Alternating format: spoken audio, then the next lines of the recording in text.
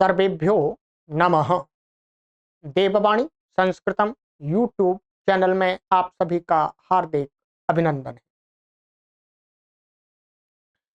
मित्रों, साहित्य दर्पण को पढ़ रहे हैं और साहित्य दर्पण की हमने आपको अभी तक 10 कक्षाएं पढ़ा दी हैं, 10 पाठ पढ़ा दिए हैं।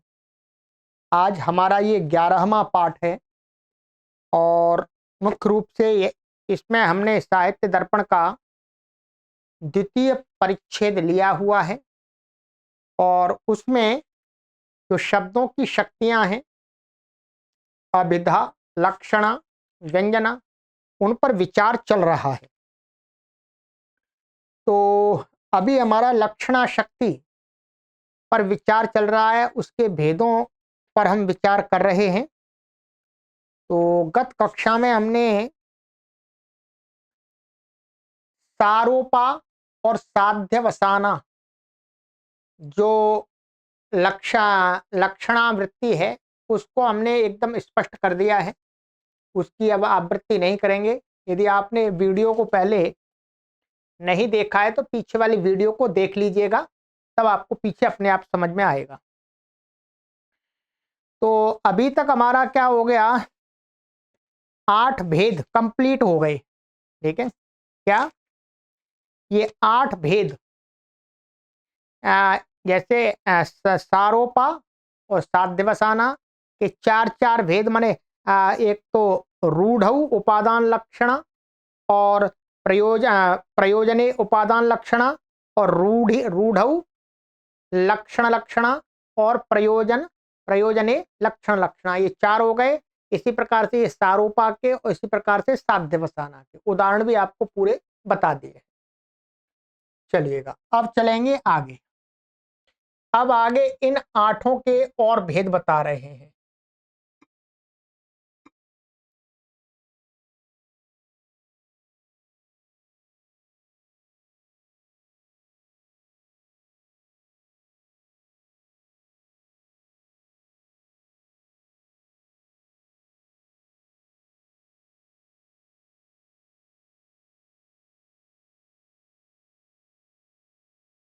यहां तक हो गया था ये हमारा तदेवं 8 प्रकारा लक्षण, 8 प्रकार की लक्षण कंप्लीट हो गई। अब इसके आगे इन 8 के 2 भेद और बताने जा रहे हैं। ठीक है, इसके लिए यहाँ पर इनकी एक कारिका है, कारिका में परिभाषा दे रहे हैं, फिर इसका व्याख्यान भी करेंगे।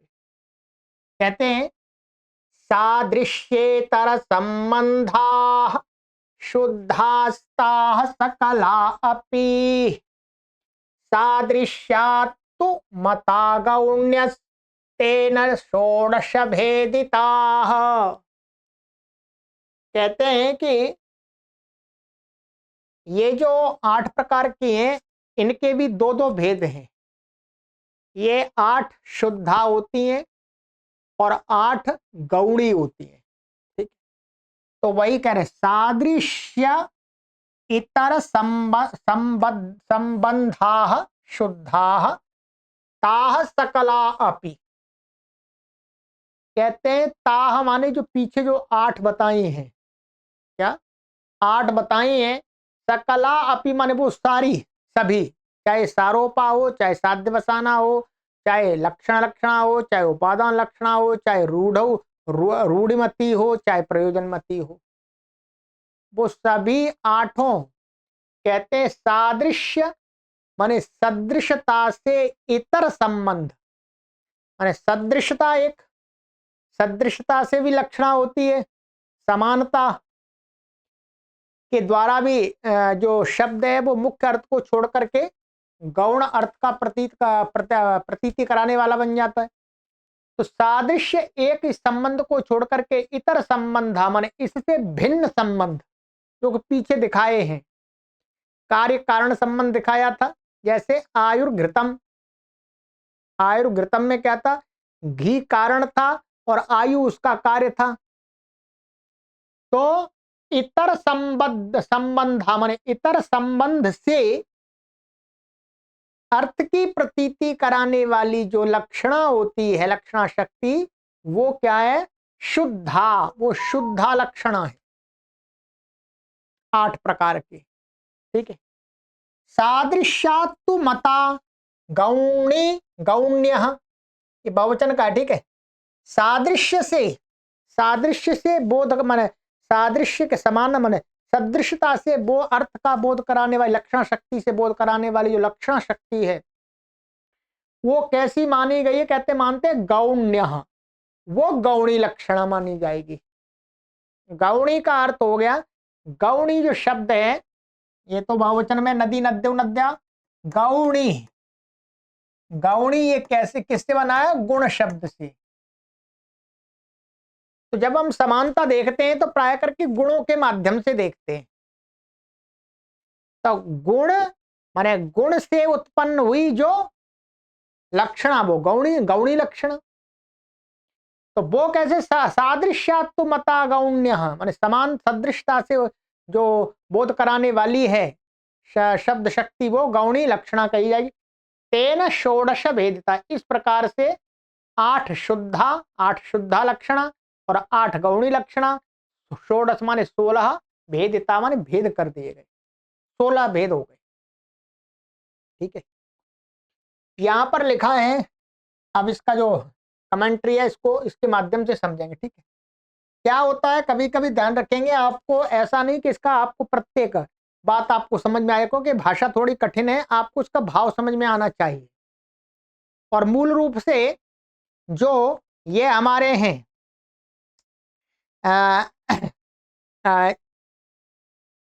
विश्वनाथ कविराज, इनका जो सिद्धांत है, जो ये जिस सिद्धांत को मानते हैं, वो सिद्धांत हमें समझ में आना चाहिए। क्योंकि जब साहित्य दर्पण से संबंधित पाठ्यक्रम में सामग्री होगी, विषय वस्तु होगी, तो उसमें दूसरों के मत को नहीं पूछा जाएगा, उसमें साहित्य दर्पण का विषय पूछा है तो साहित्य दर्पण के मत को ही पूछा जाएगा। ठीक। तो कहते हैं ताह पूर्वोक्ता अष्टभेदा लक्षणा, माने वो पहले कही गई जो 8 भेद वाली लक्षणा है, तो ये ताह शब्द से ये कहा जा रहा है। सादृश्येतर संबद्धा कार्य कारण भावादय, माने सादृश्य से इतर संबंध कौन से हो सकते हैं? कार्य कारण भाव आदि जो पीछे बताए हैं, कार्य कारण भाव, समीपता है, सामीप्य हो जाएगा, बहुत सारे संबंध है, वो पीछे कई आ गए उसमें। ठीक है। देश के संबंध से भी होता है, जैसे कलिंगाः पुरुषाः युद्धन्ते, तो कलिंग शब्द का जो पुरुष के साथ में संबंध क्या है? देश से संबंध है।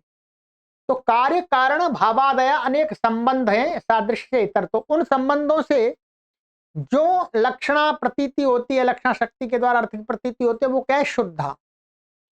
अत्र शुद्धानाम पूर्वोदाहरणानि एव, यहां पर क्या समझना है? शुद्ध जो लक्षणा है, शुद्धा लक्षणा है, उसके उदाहरण तो जो पहले सारे दिए हैं, जो 8 प्रकार की लक्षणा के पहले उदाहरण दिए, वो सारे उदाहरण क्या है?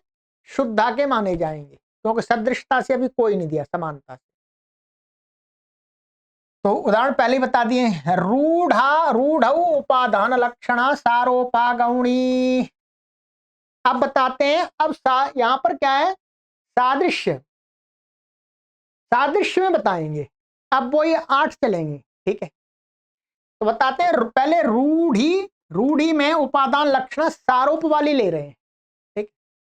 गौणी सारोपा गौणी, गौणी गौणी जुड़ता जाएगा सबके साथ में। जैसे यथा एतानि तैलानि हेमंते सुखानि,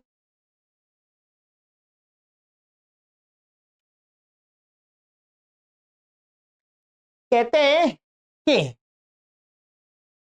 एतानि तैलानि हेमंते सुखानि, माने ये तेल, सरसों आदि के तेल हेमंत जो ऋतु होती है उसमें सुखकारी होते हैं, लाभदायक होते हैं, इनकी मालिश करेंगे तो अच्छे होते हैं, या खाने आदि में अच्छे होते हैं। अब यहां पर क्या है?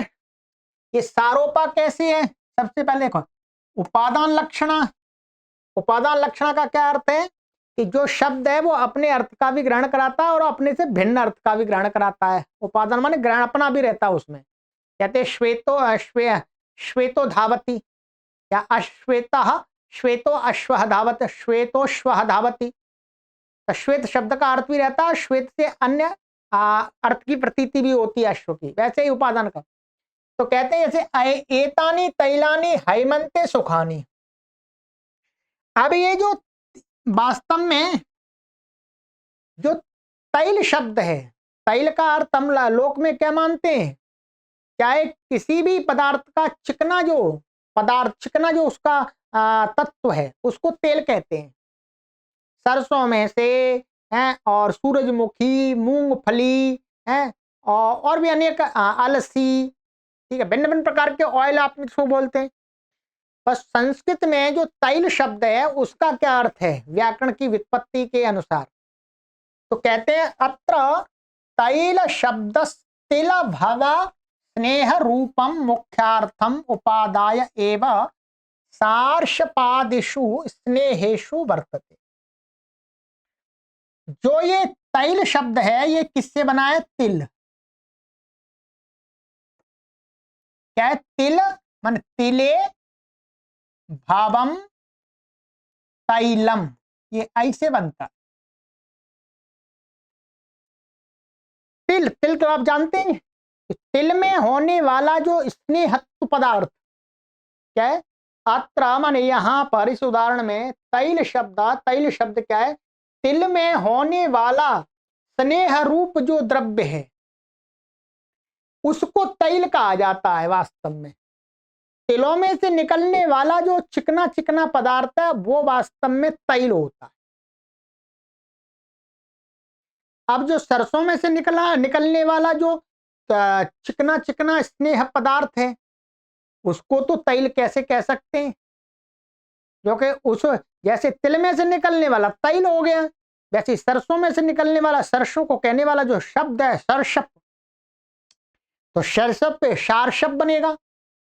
परंतु लोक में अथवा संस्कृत भाषा में भी अथवा हिंदी भाषा में भी जो सरसों में से निकले अथवा किसी में से निकले, सोयाबीन में से निकले, किसी में से भी निकले जो स्नेह पदार्थ है उसको तैल ही बोलते हैं। तो कहते हैं कि वो स्नेह रूप मुख्यार्थम उपादाय, माने इसका तैल का मुख्य अर्थ क्या है, तैल का मुख्य अर्थ है तिलों में से निकला हुआ जो स्नेहत्व द्रव्य, ठीक है, स्नेहत्व चिकनापन, चिकना, ठीक है। तो कहते हैं मुख्य अर्थम, माने इसका जो तैल का मुख्य माने क्या है, स्नेह रूप, पूरी तिल नहीं, तिल में से निकला हुआ जो स्नेह रूप चिकना चिकना चिकना, तो वो चिकना माने क्या, तैल शब्द का अर्थ हो गया चिकना, चिकना पदार्थ माने चिकना से माने स्नेहत्व से युक्त पदार्थ। अब कहते हैं मुख्य अर्थ को लेकर के ही सार्षपादिषु, सार्षप का अर्थ है सरसों से निकलने वाला जो चिकना पदार्थ है उसमें माने उनमें सरसपादिषु माने और भी जो भी है उनमें स्नेहेषु माने सरसों में से निकले हुए जो स्नेह चिकने पदार्थ स्नेहत्व द्रव्य है उसमें वर्तते माने प्रयोग होता है।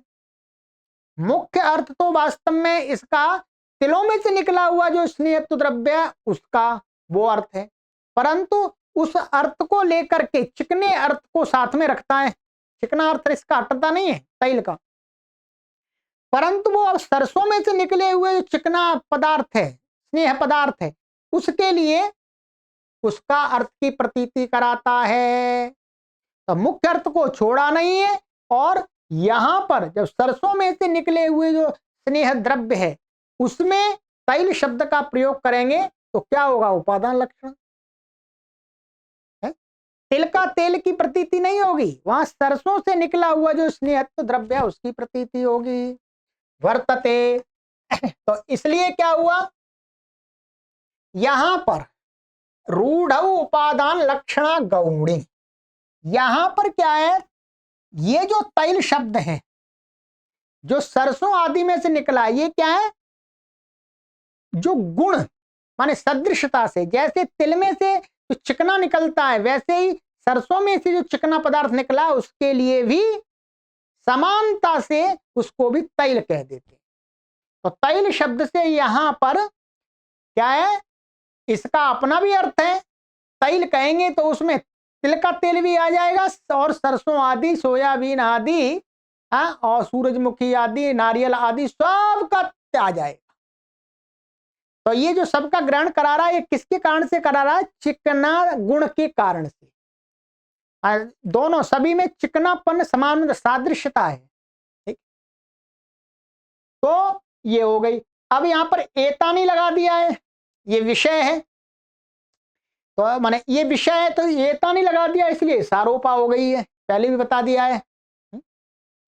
और बस ये और तो है ही, एता नहीं सुखानी, बाकी तो ये हो गया। तो ये यहां पर मुख्य रूप से ये घटाना था, इसको बताना था। तो ये तैल शब्द यहां पर क्या है? रूढ़, माने रूढ़ माने वो उसकी प्रसिद्धि, तय जो तैल शब्द की प्रसिद्धि वो क्या है? चिकने पदार्थों के लिए। तो उस रूढ़ी के कारण से उपादान लक्षण शक्ति के द्वारा सारोपा माने आरोप के साथ में, ठीक है, इसमें आरोप किया जा रहा है इसमें, तो इसके साथ में क्या है? ये समान सदृशता से बोध करा रही। तैल शब्द से बोध क्या हो रहा है? सदृशता से, जो अन्य सभी चिकने द्रव्य। अब प्रयोजन में बताते हैं। ठीक है, प्रयोजने यथा, प्रयोजन में जिस प्रकार से बताते हैं, कैसे देखिएगा।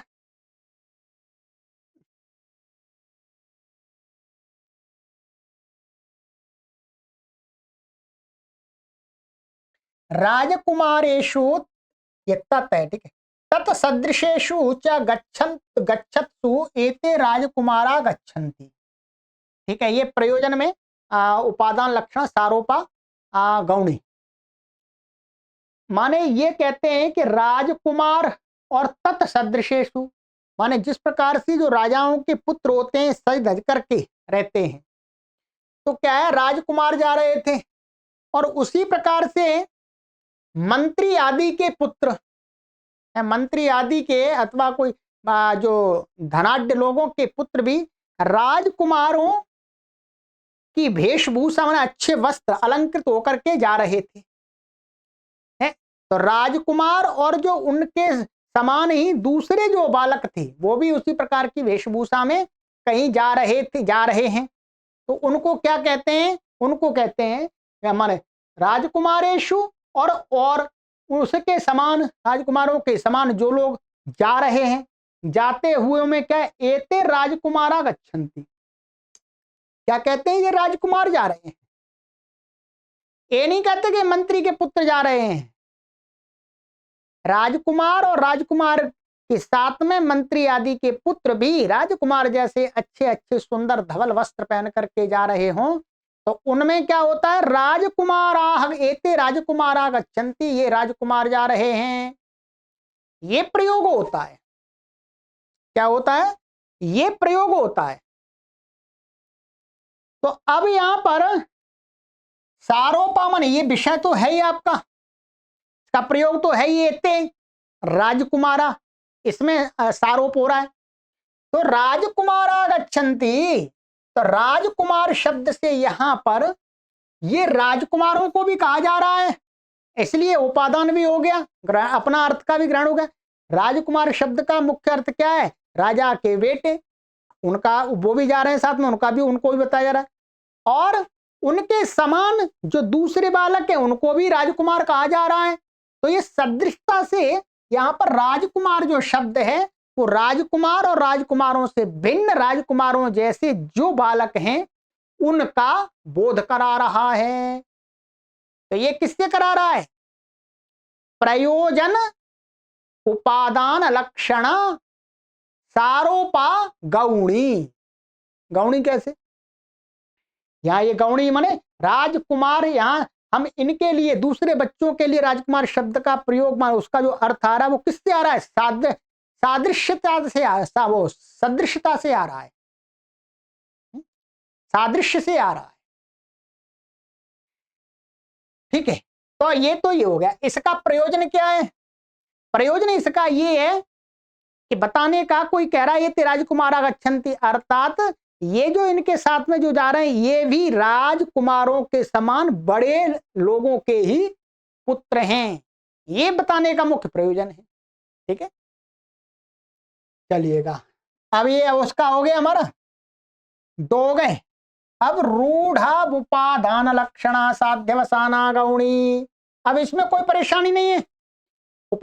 साध्यवसाना में क्या होगा, जो विषय है उसका लोप हो जाएगा, निर्गीण हो जाएगा, वो निगल लिया जाएगा और अनाच्छादित वो आच्छादित हो जाएगा।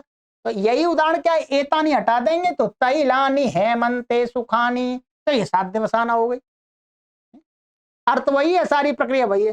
प्रयोजन है यथा राजकुमारा गच्छन्ति, यहां पर एते हटा दिया जो का, अब इसमें आरोप कर, ये आरोप किसी में किया ही नहीं जा रहा, आरोप किया जा रहा है, परंतु क्या है वहां, क्या है आच्छादित है आरोप, जिसमें आरोप किया जा रहा है उसको कहने वाले शब्द का। रूढ़ उपादान लक्षणा सारोपा गौणी यथा, ये तो ये हो गया। अब रूढ़ी में लक्षण लक्षणा, लक्षण लक्षण है, लक्षण लक्षणा सारोपा, अभी हमारी कितनी हो गई, चार हो गई, ध्यान रखेंगे, चार गौणी हो गई है। यथा राजा गौड़ेन्द्रम कंटकम शोधयति, कहते हैं कि जो ये उदाहरण है, कोई राजा है गौड़ेन्द्रम कंटकम शोधयति, इसका अर्थ है कि राजा माने गौड़ेन्द्रम कंटकम शोधयति, गौड़ेन्द्र माने एक राजा है, ये भी माने दुष्ट व्यक्ति है कोई, तो दुष्ट को यहां पर क्या है हटाता है, माने शोधयति का अर्थ निवारण करता है, दूर करता है। ठीक है, इसका जो यहां पर मुख्य अर्थ दिया है वो मैं आपको बता देता हूं। इसका ये दिया है कि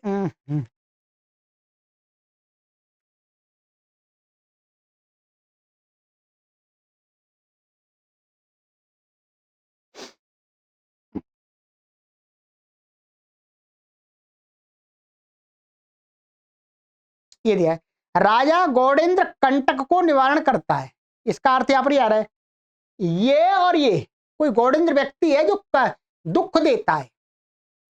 अब यार कंटक का अर्थ क्या होता है, कंटक का अर्थ होता है कांटा, कांटा, और ये गौड़ेन्द्र तो कोई दूसरा व्यक्ति है, गौड़ेन्द्र माने गौड़ देश का कोई राजा आदि कुछ होगा, वो भी दुष्ट होगा। तो जो दूसरा राजा है वो क्या है, गौड़ेन्द्र को हटाता है, दूर भगाता है। अब ये इसका अर्थ मुख्य क्या है, कांटा। अब कांटे, अब इसमें क्या है, दोनों में समान विभक्ति है। अब इनमें समान अधिकरण कैसे बैठा है, इसका अर्थ तो कोई दुष्ट व्यक्ति है, दुष्ट व्यक्ति दुष्ट राजा जो भी है, एक व्यक्ति का नाम, और ये कांटा को कह रहा है। अब यहां पर समान विभक्ति है, समान वचन है इनमें, तो अब ये इसका इसके साथ में अन्वय करना है, और अन्वय क्या हो रहा है, अनुपन्न हो रहा है, तो अभिधा शक्ति से। तो अब लक्षणा लगाएंगे, लक्षणा माने कंटक, कंटक माने कंटक जैसा कांटा, कांटा दुख देता है, चुभने पर क्या है कांटा दुख देता है, वैसे ही गौड़ेन्द्र नाम का दुष्ट व्यक्ति भी इस राजा को दुख देता है, कष्ट देता है। तो गौड़ेन्द्रम कंटकम, अब ये कंटक शब्द क्या है, लक्षण लक्षण है, तो अपने कंटक अर्थ को पूरी तरह से छोड़ देगा, यहाँ कांटा अर्थ नहीं आएगा। कंटक का, कंटक के समान जो दुख देता है वो उसको भी कंटक कहा जा रहा है।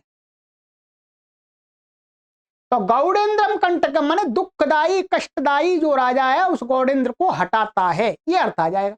तो यहां पर क्या है, कंटक अपने सादृश्यता से माने दुख देना, जो सादृश्यता समानता है, तो ऐसे के कारण से इसके साथ में इसका अन्वय हो रहा है, ये माने अब इसका अर्थ क्या होगा, गौड़ेन्द्र माने दुखों को देने वाला दुष्ट प्रवृत्ति का जो गौड़ेन्द्र है वो। ठीक है, तो अब ये समानता से इसके साथ में इसका अर्थ क्या हो गया, लक्षण लक्षणा से इसको कहेगा। प्रयोजने यथा गौरवाही कहा, ये तो रूढ़ी में हो गया, ये प्रसिद्ध है। प्रसिद्ध क्या है, कंटकम शब्द जब गौण अर्थ से प्रयोग होता है तो क्या है, दुष्ट, क्रूर, इस अर्थ वाचक अर्थ को प्रतीति कराने के लिए प्रसिद्ध है। देखिए, जो ही कोई दुष्ट होता है उसके लिए कंटक, ये कंटक है, मेरे रास्ते में ये कंटक है, कांटा है, ऐसा बोलते हैं, माने बाधक है, मुझे कष्ट देने वाला है, इस अर्थ में प्रसिद्ध है। मुख्य अर्थ से भिन्न जब गौण अर्थ होता है तब। अब कहते हैं प्रयोजने यथा, प्रयोजन में बताते हैं, ये तो हो गया आपका रूढ़ी में। प्रयोजन में गौरवाही कह, गौ शब्द का अर्थ है गाय, मान बैल, यहां पर बैल है, ठीक है, गाय बैल एक ही बात होती है। अर्थात गौ शब्द संस्कृत में जो मेल और फीमेल दोनों के लिए प्रयोग होता है। तो ये कहते हैं कि यहां पर गौरवाही का, गौरवाही का शब्द का प्रयोग होता है। गौ का अर्थ है गाय और वाहिक का अर्थ है कि जो पंजाब प्रांत है उसको वाहिक देश कहा जाता था। उस वाहिक देश में होने वाला व्यक्ति वाहिक कहलाता है। गौरवाही का शब्द का अर्थ है यहां पर वस्तुतः पूरा के मूर्ख वाहिक व्यक्ति, क्या है, मूर्ख वाहिक देश में रहने वाला व्यक्ति।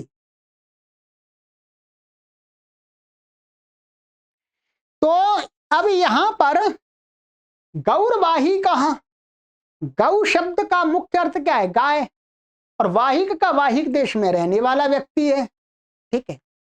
अब यहां पर इनका दोनों में समान विभक्ति है, और यहां पर क्या है, ऐसा गौरवाही का गच्छति जो क्रिया है वो भी मान लीजिएगा एक वचन की है, तो इनमें दोनों में समान अधिकरण कैसे बैठेगा, क्योंकि गाय वाहिक देश में रहने वाले मनुष्य को कहते हैं वाहिक है, तो अब वो मनुष्य गाय कैसे हो सकता है, और गाय है तो वो मनुष्य कैसे हो सकता है।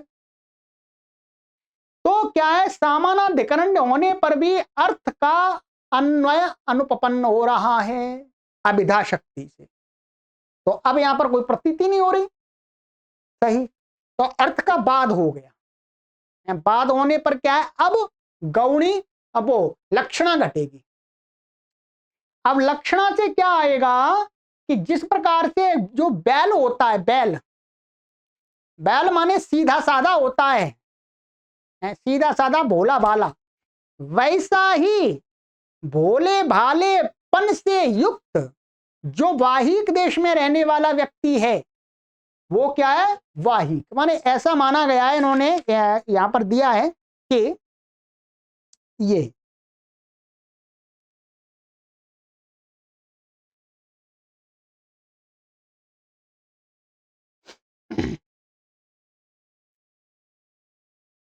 वाहिक देश का निवासी पुरुष बैल है वाहिक देश का निवासी पुरुष बैल है, यह अर्थ आता है।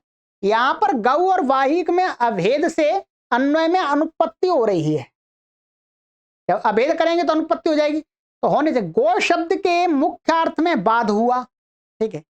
अतः गो शब्द के स्वार्थ का समर्पण करने से लक्षण लक्षणा आरोप विषय वाहिक शब्द का निगरण होने से, ये तो सारोपा है, ठीक है, हाँ ये सारोपा है, नहीं ये तो वो है गौरवाही कह, एक मिनट, सारोपा का है, प्रयोजन में सारोपा का है। तो क्या है, माने गौ के समान, माने जाड्यादि गुणों से मूल, माने मांद आदि, जाड्यादि जो बैल को जाड माना जाता है, मतलब थोड़ा सा कोई बहुत निपुण तो नहीं होता बैल, ठीक है, तो उस गुणों से युक्त वाले पुरुष को गौरवाही का कहते हैं। तो अब यहां पर क्या है, गौ शब्द क्या है, गौ शब्द अपने गौ मुख्य अर्थ को छोड़ करके गौ माने उस बैल के समान जो जाड्यादि गुण हैं जिस मनुष्य में, उस मनुष्य को कह रहा है, तो इसने अपना पूरा अर्थ छोड़ दिया, ठीक है। और यहां पर सारोप है, सारोप अर्थात यहां पर बाहिक, मान बाहिक का प्रयोग हो रहा, बाहिक को कह रहा है ये, ठीक है। बाहिक यहां पर क्या है, विषय है, तो विषय का यहां पर प्रयोग हो रहा है। तो गौरवाही कहा, तो ये तो प्रयोजन इसका ये है, प्रयोजन क्या है, कोई कह गौरवाही का, तो उस प्रयोजन ये है वक्ता का कि ये तो वाहिक देश में रहने वाले व्यक्ति होते हैं ना, ये थोड़े से भोले भाले होते हैं, अर्थात मूर्ख होते हैं, चतुर निपुण नहीं होते हैं। अब ये पता नहीं है उस समय की विषय होगा, क्या लोग इस प्रकार से समझते होंगे।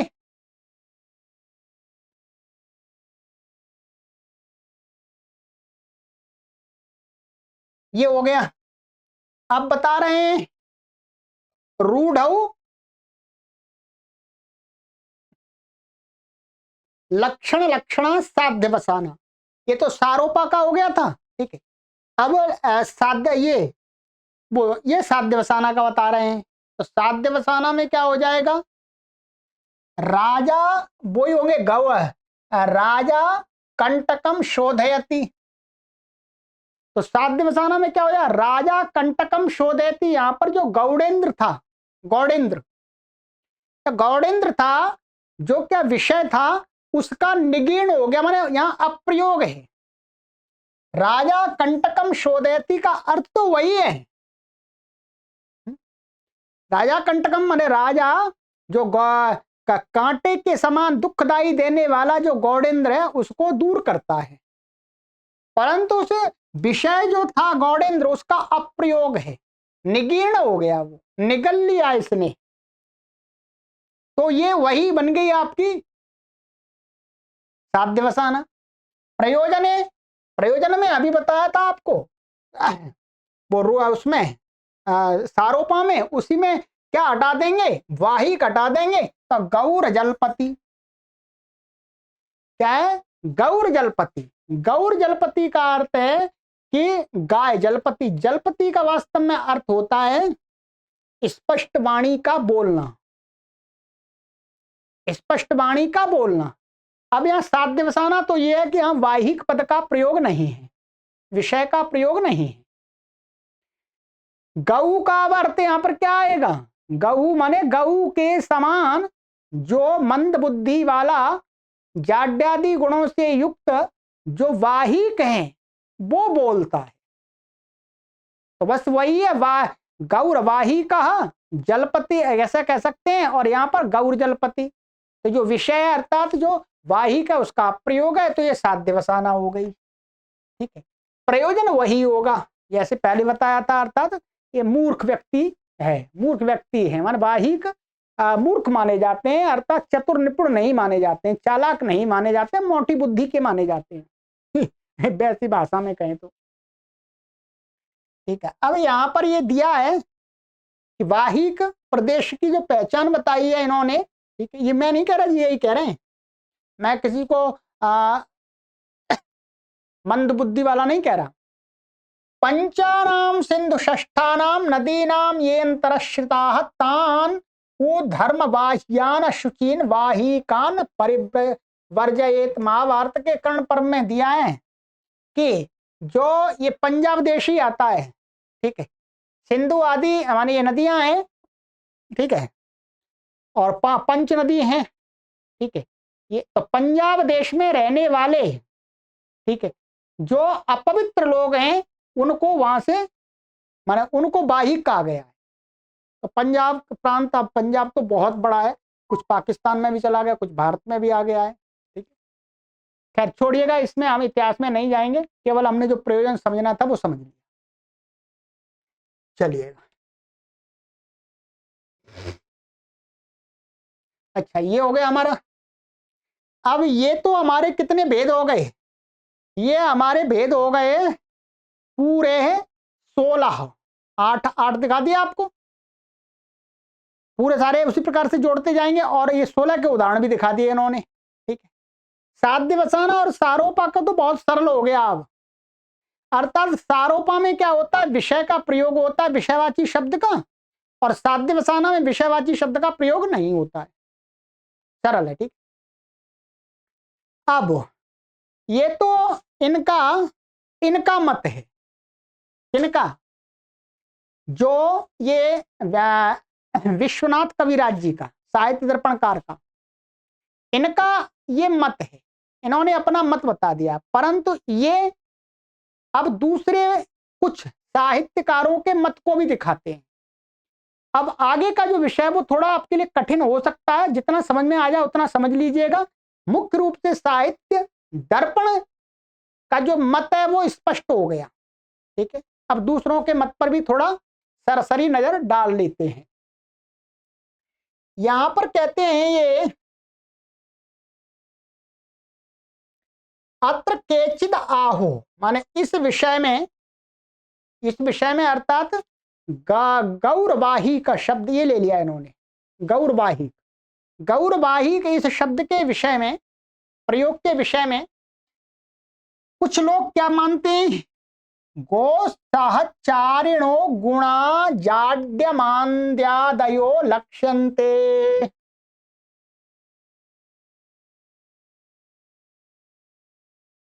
तो क्या कहते हैं वो कि गो सहचारिणो गुणा जाड्यमान्द्यादयो लक्ष्यन्ते। जो गौरवाही का जो शब्द है वहां पर कहते हैं कि जो दूसरे कुछ लोग हैं कि जो गौ शब्द है वो वहां पर लक्षणावृत्ति से, क्या लक्षणावृत्ति से वाहिक को नहीं कहता है। गौरवाहिका में गौ शब्द का जो अर्थ है वो वाहिक के साथ में अभिधा शक्ति से संबंध खाता है। जो कि इन्होंने गौ शब्द था उसका लक्षणावृत्ति से माना था, वही सही है। परंतु ये कहते हैं कि जो लोग ऐसा मानते हैं कि यहां पर गौरवाहिका में गौ शब्द अभिधा शक्ति से ही अपने अर्थ का बोध करा रहा है, तो कहते हैं वो क्या कहते हैं, गोश सहचारण में गौ के साथ रहने वाले गुण कौन से, बैल में कौन कौन से गुण होते हैं, जड़ता, मंदता, ठीक है, ये लक्षणते माने गो शब्द से क्या है, गो के अंदर रहने वाले जो जाड्यादि मांद्यादि गुण हैं वो लक्षित होते हैं, ठीक है। क्या दें, गो शब्द से किसका बोध हो रहा है, माने गो शब्द से लक्षणा के द्वारा गो के अंदर रहने वाले गुणों का बोध होता है, वाहिक का सीधा नहीं हो रहा, ध्यान रखेंगे। माने गौरवाहिका में गौ शब्द जो प्रयोग हो रहा है उसके गौ शब्द क्या है, वहां गौरवाहिका गऊ का अर्थ क्या होता है, बैल, और वाहिक का अर्थ वाहिक देश में रहने वाला व्यक्ति। अब इनमें सामानाधिकरण है परंतु अर्थ अनुपपन्न हो रहा है, तो कहते हैं कि वो गाय मनुष्य नहीं हो सकता, वो बैल मनुष्य नहीं हो सकता, और मनुष्य बैल नहीं हो सकता। तो दूसरे लोग कहते हैं कि यहां पर जो गौरवाहिका में जो गौ शब्द प्रयोग है वो गाय के साथ रहने वाले जो गुण हैं उसके जाड्यादि, तो गाय तो यहां पर दिख नहीं रही, गाय अर्थ तो है नहीं, तो उन गुणों को बताता है लक्षणा से इन्होंने विश्वनाथ कविराज जी ने क्या माना, गौ शब्द लक्षणा से मनुष्य को कह रहा है, वाहिक को कह रहा है। परंतु ये लोग मानते हैं कि जो गौ शब्द है गौरवाहिका में तो वो क्या है, गऊ के बैल के अंदर रहने वाले जाड्य मांद्यादि जो गुण हैं उनको लक्षणा से बता रहा, क्या उनको बता रहा लक्षणा से, तो ठीक है। लक्षणते ते च, और वे गुण जाड्य मांड्यादि जो मांद्यादि जो गुण हैं गो शब्द का वाहिकार्थाविधाने निमित्ति भवंती। गो शब्द का फिर जो वाहिकार्थ माने वाहिक के अर्थ को, वाहिक को कहने के अर्थ में जो अभिधान माने अभिधा शक्ति से क्या उसमें निमित्ति भवंती माने वो निमित्त बनते, प्रवृत्ति निमित्त बनते हैं। अब देखिएगा, प्रवृत्ति निमित्त माने वाहिक में क्या है, जाड्य मांद्यादि गुण हैं उस वाहिक मनुष्य के अंदर, इसलिए उस वाहिक को, जैसे श्वेतः अश्वः धावति, तो अश्व के अंदर श्वेत गुण है, इसलिए श्वेत शब्द क्या कह रहा है, माने श्वेत गुण है इसलिए उसको भी श्वेत कह रहे हैं। श्वेत का प्रयोग अन्य के साथ में भी होता है, श्वेतः कुक्कुरः सफेद कुत्ता, श्वेतः गौः सफेद गाय। तो अब क्या है, जो गौ शब्द है वो क्या है, द्रव्य का बोधक ना होकर के लक्षणा से किसका बोधक करा रहा है, गुणों का। ये कठिन हो सकता है आपके लिए थोड़ा, पर कोई बात नहीं, समझ लीजिए, इतना समझ में आ जाए। लक्षणा से बोध कराने के पश्चात, लक्षणा से किसका बोध कराएगा, जाड्य मांद्यादि गुण का।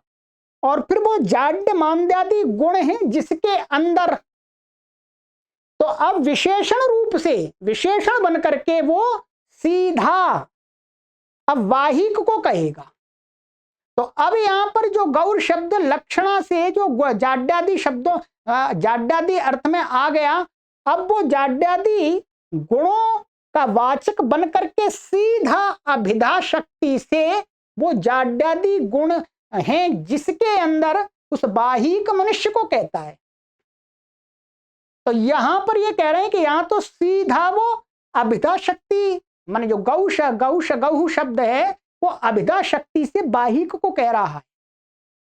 जैसे वहां पर श्वेतः अश्वः धावति, श्वेत शब्द अभिधा शक्ति से किसको प्रयोग कर रहा था, श्वेता नहीं, श्वेतो धावती, श्वेतो धावती मैंने गलत उदाहरण दिया आपको, यहां पर गुण के हिसाब से आएगा, ठीक है। तो माने ये निमित्त, माने ये विशेषण के रूप में प्रयोग होगा, कहने का तात्पर्य ये है, ठीक है। तो वाहिकार्थाभिधाने निमित्ती भवन्ति, वो निमित्त होते हैं, ठीक है। तद अयुक्तम, तो वो कहते हैं ये बात अयुक्त है। कहते हैं गो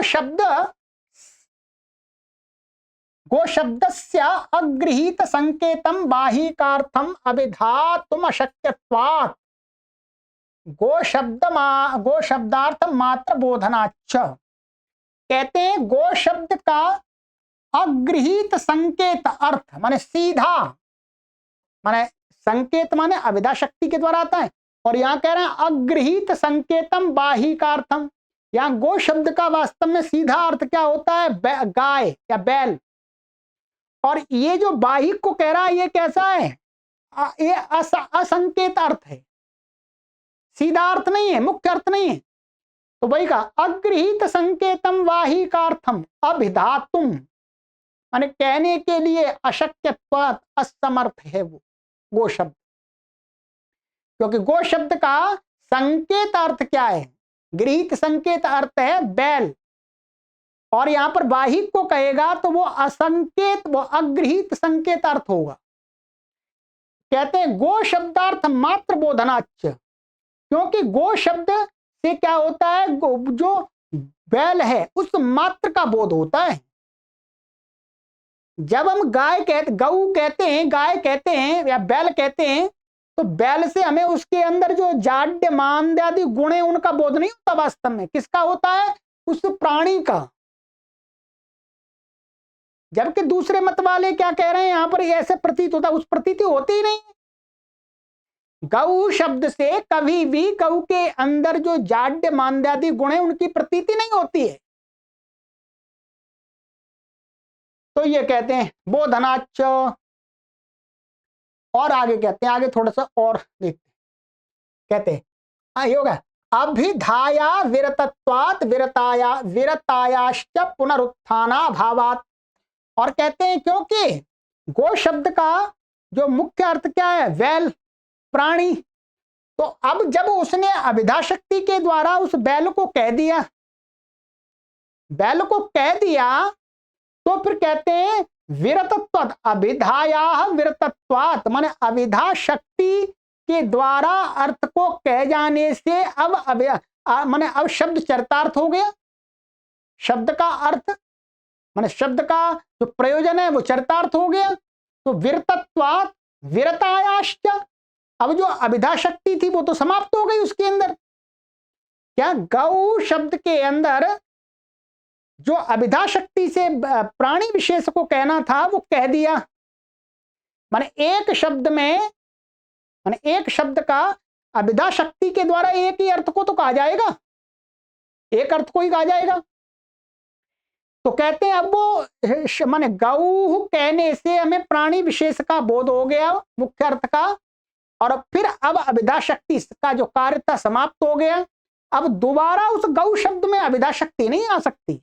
वही कहते हैं विरतायाश्च पुनः उत्थानाभावात्, माने जो शक्ति ने प्रयोग हो गई, उसने एक बार अपना कार्य कर दिया, फिर दोबारा वो शक्ति दूसरे के लिए प्रकट हो जाए, ऐसा नहीं होगा। जैसा कि दूसरे मत वाले क्या कर रहे थे कि गौ शब्द का अर्थ, मुख्य अर्थ क्या होता है, गाय प्राणी, और फिर गौ शब्द का अर्थ यहां पर उन्होंने क्या लिया, उसके अंदर जाड्यादि, और फिर दोबारा उसमें गौ शब्द से वाहिक के साथ में संबंध लगाने के लिए क्या कर दिया, फिर दोबारा अभिधा शक्ति का प्रयोग कर दिया, अभिधा।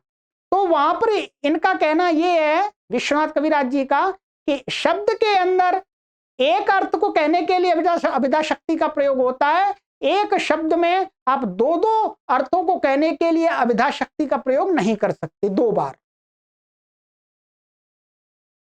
ठीक है, ये खंडन कर दिया, वो गलत कर दिया। अब इसी के बारे में थोड़ा सा और बताते हैं, ये थोड़ा सा और आपको कुछ जितना समझ में आया समझ लीजिएगा, मैंने पहले ही कह दिया आपको। अन्य च पुनर्गो शब्देन वाहिकार्थो ना विधीयते किंतु स्वार्थ सहचारी गुण साजात तेना वाहिकार्थगता गुणा एव लक्ष्यन्ते। अन्य च कुछ और जो लोग हैं वो क्या गौर शब्द के, गो शब्द के द्वारा वाहिकार्थम माने वाहिक को तो नहीं कहते, माने अभिधा शक्ति के द्वारा वाहिक को नहीं कहा जा रहा, ना विधीयते, किंतु लेकिन स्वार्थ सहचारी गुण साजात्येन वाहिकार्थगता गुणा एव लक्ष्यन्ते। किंतु वो क्या मानते हैं कि स्वार्थ माने अपने अर्थ माने गो शब्द का अपना अर्थ क्या है, वो प्राणी विशेष, उसके साथ रहने वाले सहचारी गुण माने जाड्य मांद्यादि गुण हो गए, साजात्येन, अब उसी प्रकार से वो गुण जाड्य मांद्यादि गुण दूसरे में है, तो सदृशता से वाहिकार्थगता गुणा माने वाहिक के अंदर भी जाड्य और मान्यता आदि जो गए हुए गुण हैं वो क्या है, साजात्येन माने सदृशता से, समानता से क्या है, लक्ष्यन्ते लक्षित होते हैं। गौ शब्द क्या है, यहां पर भी वाहिक को नहीं कह रहा, इनके मत में, दूसरों के मत में कहते हैं, ये कहते हैं कि हमारे मत में गौरवाही कहा, यहां पर गौ जो शब्द है वो वाहिक को नहीं कह रहा, वाहिक के अंदर जो जाड्यादि मांद्यादि गुण हैं उनको कह रहा है, वो लक्षित होते हैं। तो गौरवाही कहा, ध्यान रखें, गौरवाहिका में इनके मत में क्या है, गौ शब्द का अर्थ है जाड्य मांद्यादि और वाहिक का अर्थ है पुरुष। तो अब इसमें भी दोष निकालते हैं, कहते हैं तदप्यन्येन मन्यन्ते, इसको भी दूसरे माने एक इसमें विश्वनाथ कविराज भी आ जाएंगे और दूसरे आचार्य इस बात को नहीं मानते हैं। क्यों नहीं मानते हैं उसका हेतु देते हैं, तथा ही क्योंकि उस प्रकार से तो अत्र गो शब्दात वाहिकार्थः प्रतीयते नव। सबसे पहले इनको ये पूछना चाहिए जो इस प्रकार से मानते हैं कि यहां पर गौरवाहिका में गौ शब्द से हमें क्या अर्थ की प्रतीति होती है, अत्र माने यहां पर इस विषय में गौरवाहिका में गो शब्द से वाहिक अर्थ की प्रतीति होती है, वाहिक अर्थ को कहा जा रहा है कि नहीं कहा जा रहा, न वाह अथवा नहीं। पहले तो इनको ये पूछना चाहिए, आद्य गो शब्दाद एव वा, यदि वो कहते हैं कि गो शब्द से वाहिक अर्थ की प्रतीति हो रही है, गौर वाहिका में गौ शब्द वाहिक को ही कह रहा है, तो कहते हैं आद्य, आद्य माने इस वाले में प्रतीयते में, यदि ऐसा मानते हैं इस मत में, तो गो शब्दात एवं माने गो शब्द से ही हो रही है, माने बाहिक अर्थ की प्रतीति गो शब्द से ही हो रही है, अथवा लक्षितात् गुणात्, अथवा गो शब्द के द्वारा जो जाड्यादि मांद्यादि जो गुण हैं उनके द्वारा हो रही है। और कहते हैं अविनाभावात्मा, अथवा व्याप्ति के द्वारा हो रही है। या अविनाभाव का अर्थ है व्याप्ति, व्याप्ति के द्वारा हो रही है। तो क्या तत्र, अब ये उत्तर देते हैं, तत्र माने वो इन तीनों में न प्रथमा, प्रथम वाला तो मान नहीं सकते ये। क्यों? क्योंकि वाहिकार्थस्य असंकेतितत्वात्, क्योंकि जो गौ शब्द है उसका जो वाहिक है वो असंकेतित अर्थ है। माने गौ कहने से उसका जो मुख्य अर्थ वाहिक नहीं है। गौ शब्द का संकेतित अर्थ क्या है? अभिधा शक्ति से कौन सा अर्थ है? गाय, वो बैल, प्राणी, चार पैरों वाला प्राणी। तो वो कह रहे वाहिकस्य असंकेतितत्वात्, क्योंकि वाहिक तो उसका संकेतित अर्थ नहीं है। इसलिए आप ये नहीं कह सकते हैं कि सीधा गौ शब्द एकदम वाहिक को ही कहे अभिधा शक्ति के द्वारा, क्योंकि वो गौ शब्द का अभिधा वो संकेत अर्थ है ही नहीं, वो तो असंकेतित अर्थ है, माने लक्षण से आया हुआ अर्थ है। और कहते हैं न द्वितीय, दूसरा जो मत माना था इन्होंने यहां पर ये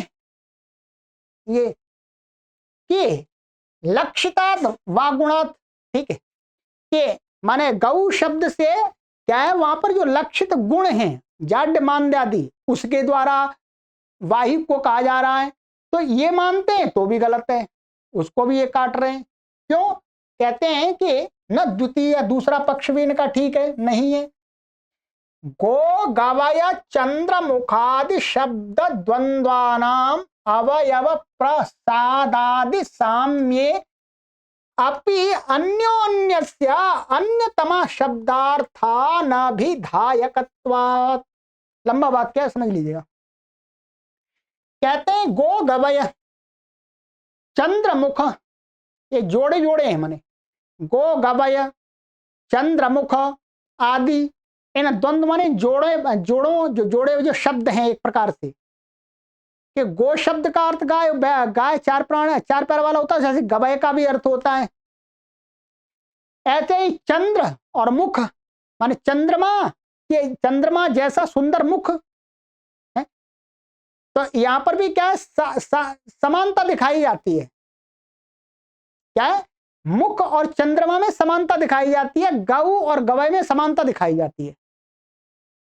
तो कहते हैं गो गवय चंद्र मुखादि शब्द द्वंद्वानाम, माने ये तो जोड़े जोड़े का प्रयोग होता है इनका करके, इनमें समानता के कारण से अवयव प्रसाद की साम्य, इनमें गो गवय का प्रयोग करते हैं तो इसमें क्या होता है, अवयव क्या होता है, साम्य होता है। जिस प्रकार से गाय की पूंछ होती है, गाय के चार पैर होते हैं, जिस प्रकार से गाय का मुख होता है, उसी प्रकार से जो गवय नील गाय होती है उसकी भी आकृति होती है, उसके भी अवयव होते हैं, अंग होते हैं। इस साम्य से प्रयोग होता है। और अच्छा, अन्य साम्य से प्रयोग नहीं, यहां पर गो गवय। और क्या है, चंद्र और मुख, चंद्र और मुख, शरीर में मुख क्या है, प्रसन्नता देता है। ऐसे ही चंद्रमा भी प्रसाद गुण से युक्त होता है। ठीक है, किसी के मुख को देखते हैं, शरीर का हाथ देखे, पैर देखे, उतनी प्रसन्नता अनुभव नहीं होती, किसी के मुख को देख करके प्रसन्नता का अनुभव होता है। ऐसे ही चंद्रमा को देख करके होता है। तो ये तो इनमें आपस में अवयव की और प्रसाद माने प्रसन्नता की साम्यता से होने पर भी कहते हैं इनमें अवयव और प्रसाद की साम्यता होने पर भी अन्योन्यस्य अन्यतम शब्दार्थ न विधायकत्वात्, इन दोनों में समानता होने पर भी क्या कह रहे हैं कि एक शब्द गो शब्द का अर्थ गवय नहीं होता। गो शब्द का अर्थ गाय ही होता है, गवय शब्द का अर्थ गवय ही होता है, नील गाय ही होता है। चंद्र का अर्थ चंद्रमा ही होता है, मुख का अर्थ मुख ही होता है। जबकि इनमें गो गवय में समानता है, चंद्र और मुख में समानता है प्रासाद आदि के द्वारा, फिर भी कहते हैं एक शब्द एक दूसरे के अन्यतम शब्दार्थ माने दूसरे शब्द के अर्थ का अनभिधायकत्वात् माने न कहने के कारण से।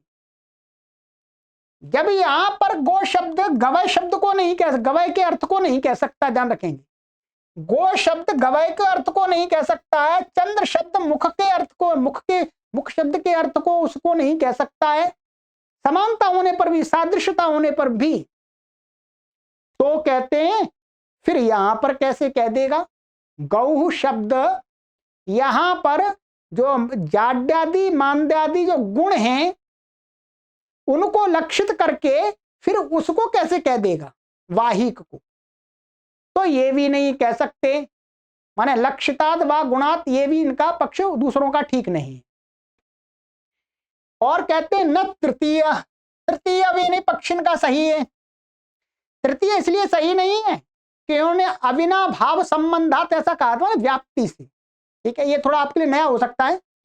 तो यहां पर कहते हैं अविनाभाव लभ्यस्य अर्थस्य शाब्दे अन्वये प्रवेश संभवात शाब्दी ह्याकांक्षा शब्दे नैव पूर्यते, ठीक है। ये कहते हैं कि अविनाभाव माने व्याप्ति से लभ्य माने प्राप्त जो अर्थ होता है वो क्या है, शाब्दे अन्वय माने शब्द से, शब्द के साथ में शब्द का जो अन्वय होता है, अन्वय करते हैं समान विभक्ति आदि, तो उसमें प्रवेश असंभवात माने व्याप्ति अर्थ का जो लभ्य अर्थ है उसका हम जो शब्द का माने गौ वाही कहा, ये दोनों समान विभक्ति वाले जो शब्द हैं, अब इन्हें एक शब्द को लेकर के दूसरे शब्द के अर्थ के साथ जो हम संबंध लगाएंगे वो नहीं लग सकता। क्यों? क्योंकि उसका शब्द अन्वय में जो व्याप्ति लब्ध जो अर्थ होता है उसके साथ में संबंध नहीं लगाया जाता है, असंभवात, प्रवेश असंभवात। क्योंकि शब्द की जो आकांक्षा होती है, माने किसी शब्द की आकांक्षा है तो वो दूसरे शब्द से ही उसकी पूर्ति होती है।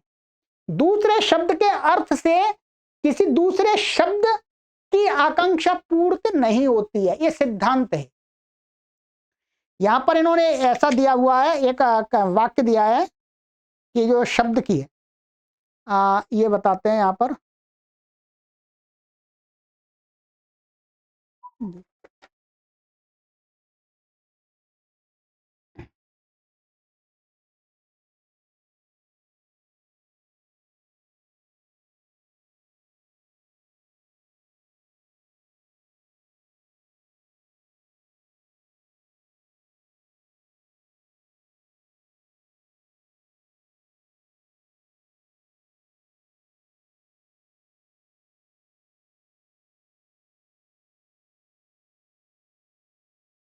यहां पर ऐसा शब्द संबंधिनी आकांक्षा शब्दे नैव पूर्यते, यही सिद्धांत है, ठीक है।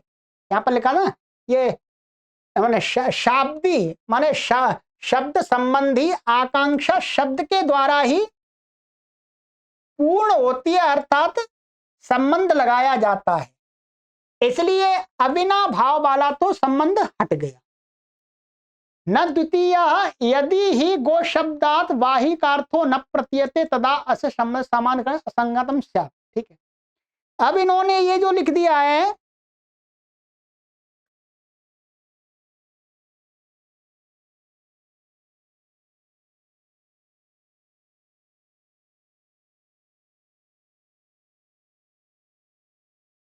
तो अब क्या न द्वितीय न द्वितीय अर्थात जिसके मत में जो ये कहा था, क्या ये वाला यहां पर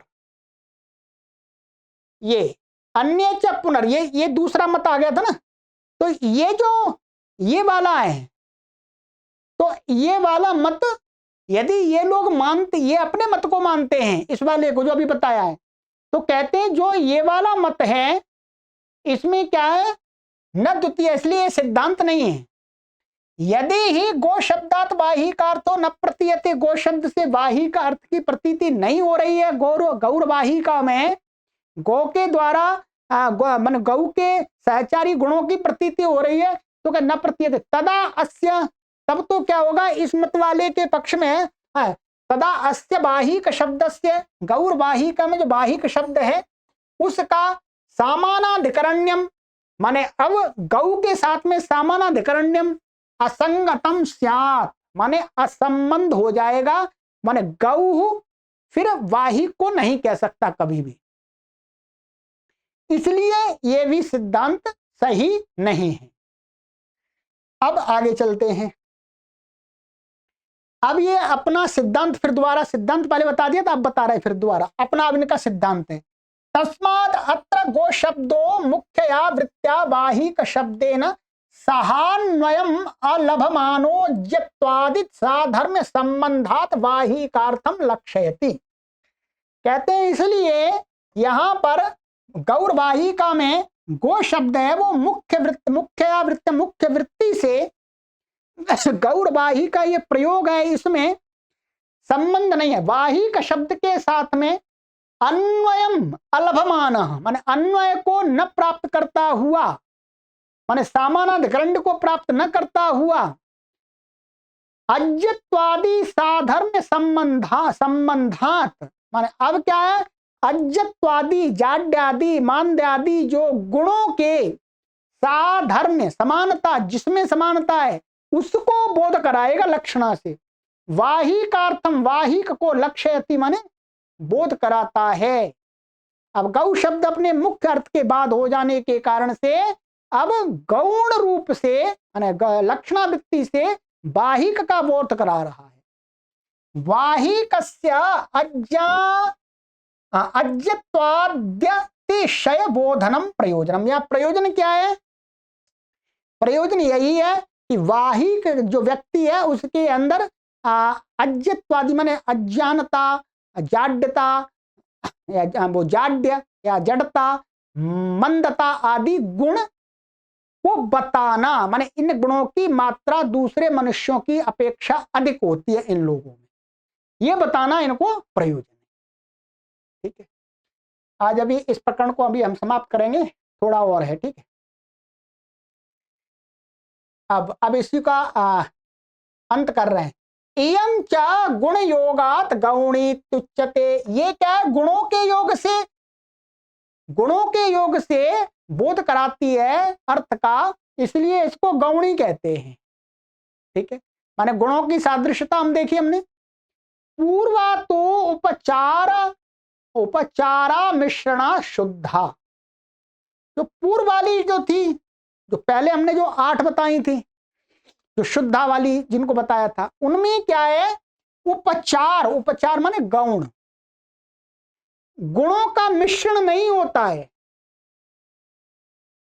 माने भाई उपचार अमिश्रणात् शुद्धा, वो शुद्ध हैं। वहां पर हम ये गुण इसके अंदर है इसलिए ये गुण इसके अंदर भी है, इस सदृशता से माने उपचार से वहां पर ये नहीं होता है, वहां पर शुद्ध होता है।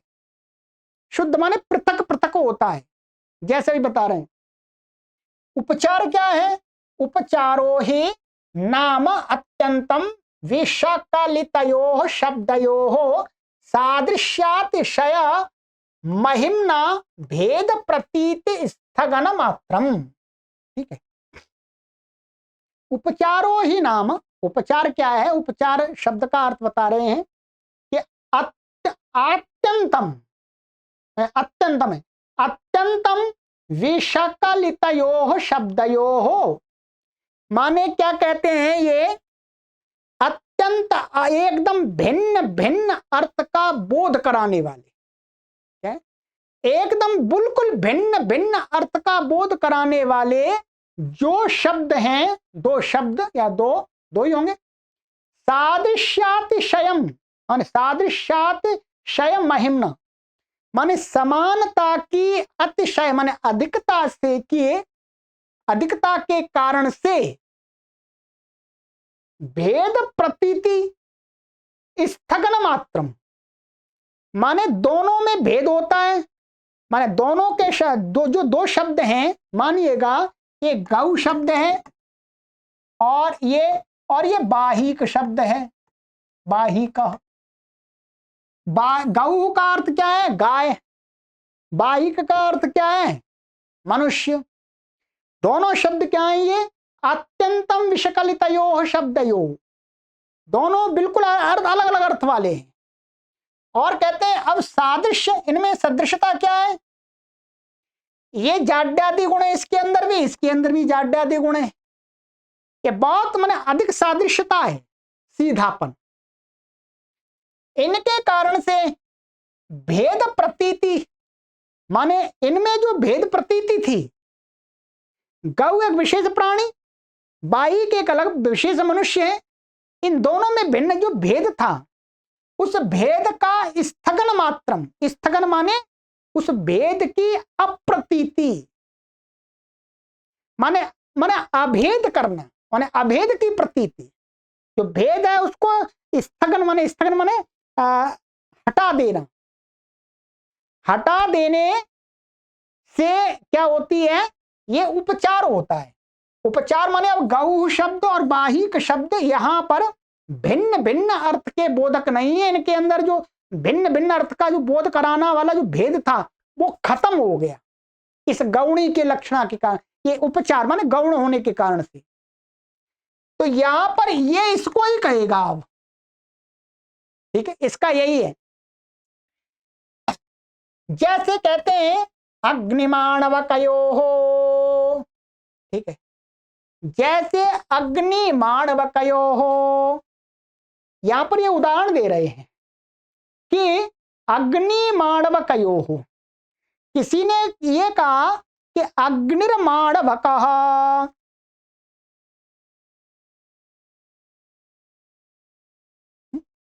अग्निमाणवकः।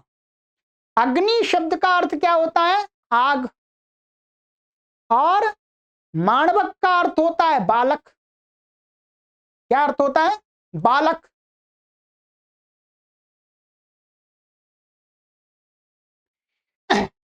तो कहते हैं कि जो अग्नि माणवका, ये क्या है? अग्नि माणवका का वास्तव में होता है अग्निर्माणवका माने तेजस्वी बालक।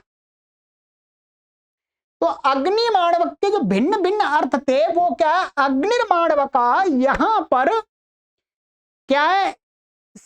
जो अग्नि के अंदर क्या होता है? तेजस्विता होती है, प्रकाशता होती है। वैसे चमकीला जो कोई बच्चा है, बालक है, तो वहां पर क्या है? दोनों में जो तेजस्विता रूपी जो सादृश्य है, समानता है, उसने अग्नि और माणवक का जो भिन्न भिन्न अर्थ था वो हटा करके अभेद रूप से अग्निर्माणवका एक बच्चे को ही कहने लगा। तो अभेद की प्रतीति हो गई, ध्यान रखेंगे। माने एकदम पूरी तरह से भिन्न भिन्न अर्थ को कहने वाले शब्दों का जब सादृश्य अतिशय की से जब अभेद रूप से प्रतीति हो तब वो क्या होता है? उपचार होता है। अब यहां पर बताते हैं, ये तो इन्होंने ये दिखा दिया उपचार का।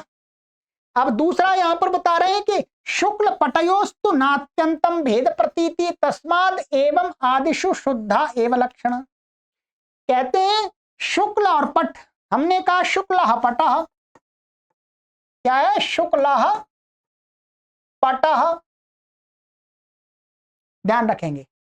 शुक्ल और पटः में अत्यंत भेद नहीं है, अत्यंत भेद नहीं है।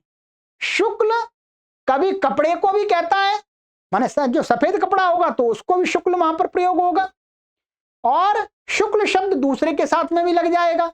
अत्यंत भेद नहीं है। अग्नि शब्द को हम अकेला प्रयोग करेंगे तो उसका अर्थ क्या होगा? अग्नि। और माणवक शब्द का अलग प्रयोग करेंगे तो उसका अर्थ क्या हो? लड़का, बालक। परंतु शुक्ल पटः, इन दोनों में क्या है? विशेषण विशेष्य भाव से इनका प्रयोग हो रहा है, इनमें अत्यंत भेद नहीं है।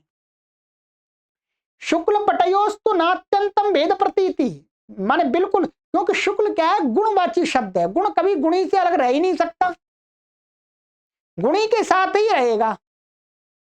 ठीक है, तो यहां पर शुक्ला पटा कहने से यही मस्तिष्क में अर्थ जाता है सफेद कपड़ा।